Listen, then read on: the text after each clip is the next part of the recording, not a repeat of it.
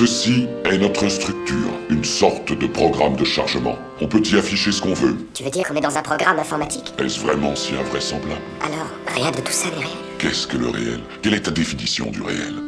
Si tu veux parler de ce que tu peux toucher, de ce que tu peux goûter, de ce que tu peux voir et sentir, alors le réel n'est qu'un signal électrique interprété par ton cerveau. Le rêve de l'architecte. L'harmonie sans la vie.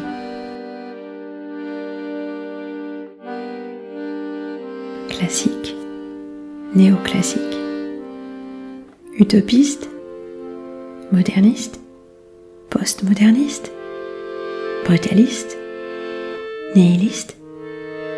Les architectes nous dessinent la ville. Ils nous dessinent la ville, même à la campagne. Ils ordonnent, ils dessinent, ils conçoivent, ils contrôlent.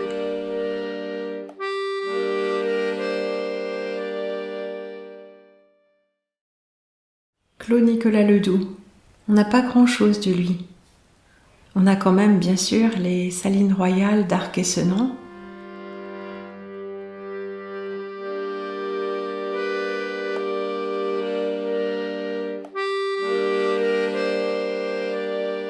Les salines royales d'Arc-et-Senans, extraordinaires, qui étaient conçues au départ pour être un cercle entier. Il n'en a été réalisé qu'un demi-cercle et je vois que la municipalité d'Arc-et-Senans a décidé d'achever le projet architectural d'origine. Nous avons aussi la rotonde de la Villette. La rotonde de la Villette, barrière Saint-Martin. La rotonde de Chartres, entrée du parc Monceau. Château de Maupertuis, pavillon de Madame Dubarry, hôtel de Télusson, hôtel Alexandre, hôtel d'Allouil, théâtre de Besançon. Après la réalisation d'Arc-et-Senans, Claude Nicolas Ledoux dessine le projet des salines de la ville de Chaux, projet qui ne sera pas réalisé. Le magasin à sel, l'église, les bains, le pavillon des scieurs. Des maisons de campagne. La maison des superviseurs. Le pont.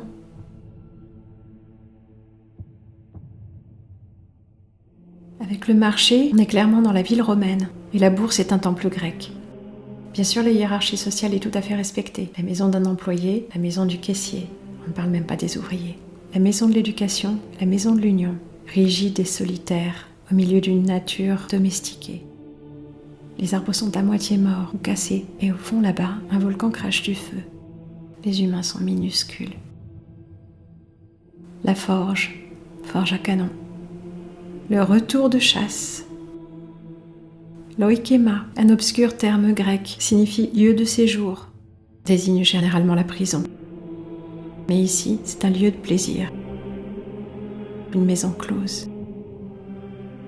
La fontaine phallique est à la fois une colonne, un phare et une obélisque, au milieu d'une pièce d'eau circulaire. Le cénobie, encore un terme grec pour désigner le monastère. Le pacifère, porteur de paix, un temple. Un temple, mais nous avions déjà l'église. Quelles sont ces fumées qui s'élèvent? Est-ce qu'elles ne vous rappellent pas le temple de Salomon, ses sacrifices et ses bûchers, ses fumées sans fin? Quel dieu adore-t-on là? Et ça, c'est le Panaréthéon ou Panthéon, encore un temple. Cénotaphe des grands hommes ou temple maçonnique? Et pour finir, le cimetière.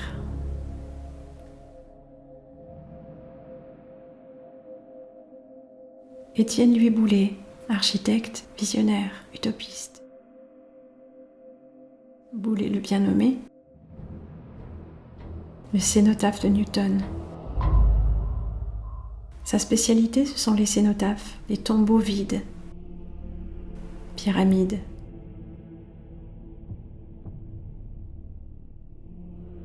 Pyramides, colonnes, inspirations égyptiennes. Massives.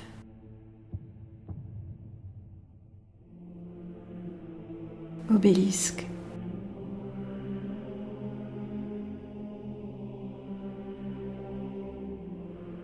Tombeaux hermétiques.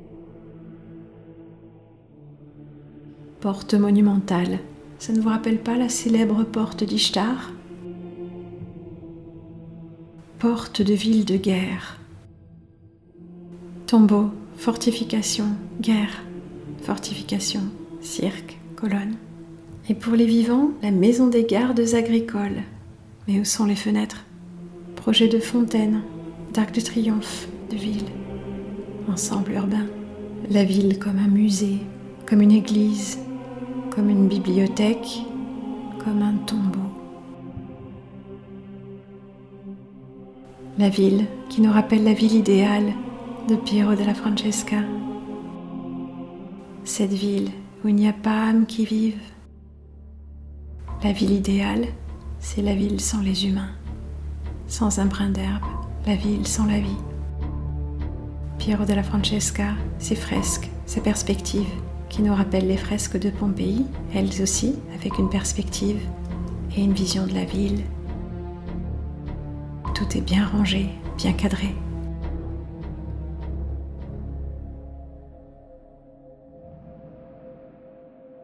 Les canons, l'impôt, la forteresse. Projet de basilique, de cirque, d'opéra, de bibliothèque, de tour tronconique.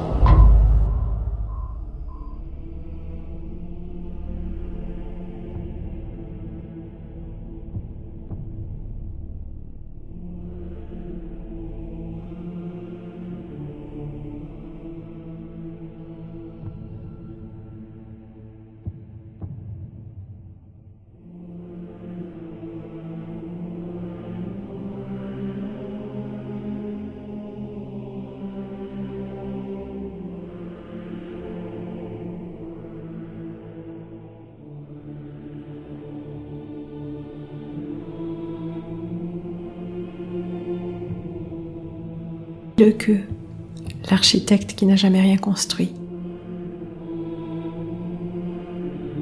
Dessinateur.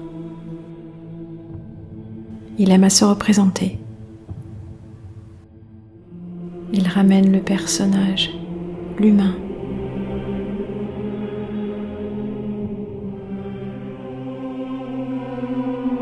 Par des sculptures, des représentations monumentales dans l'architecture. L'animal domestique, une étable en forme de vache. Flore urbaine, la nature bien ordonnée. Cénotaphe, globe, formes étranges, bulbe, Tartaria,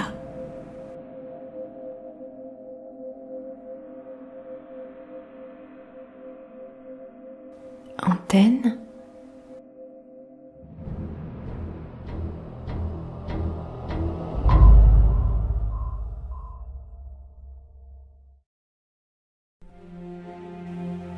voyages en utopie, boulet, le doux, le queue,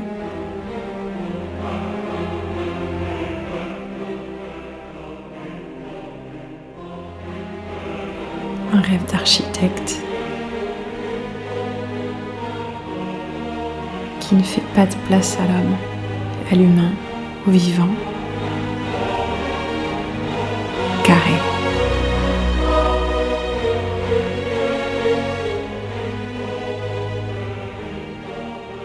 Tout est sous contrôle.